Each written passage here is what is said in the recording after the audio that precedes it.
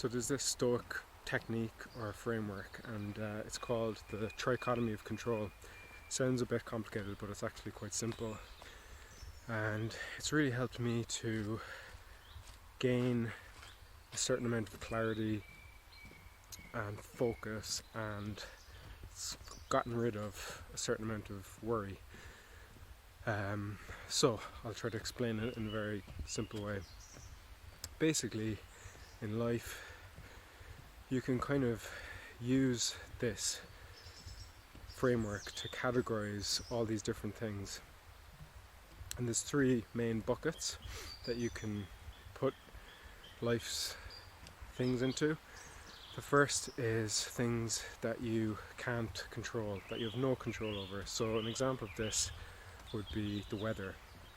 So let's say you go out and it rains a lot and your clothes get wet. Well, there's no real point in getting angry about that because you maybe forgot to take an umbrella. It's not the weather's fault that you got wet. The second category is things that we have some control over but not all. An example of this would be, say, your performance in like some environment like work or sports or whatever. The reason that you don't have total control over these things is they kind of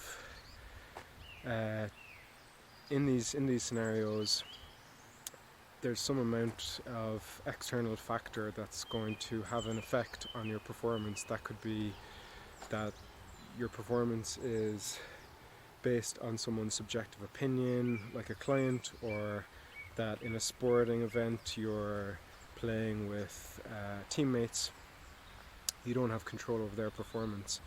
So you don't have control over a competitor's performance. And then the third main bucket is things that you have complete control over. And a really good example of this, which is a big idea in stoicism, is the idea of how you react or respond to things.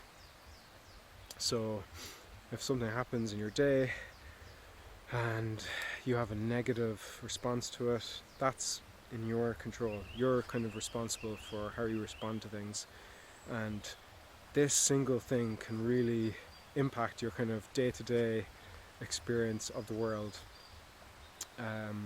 So I think it's just a useful tool to kind of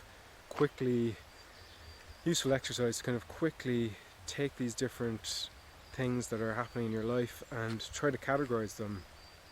And if you have no control over it, you can just, not spend any time focusing on it, and then you can spend more time and more effort with more clarity on the other two, with most of your focus being on the things that you have complete control over.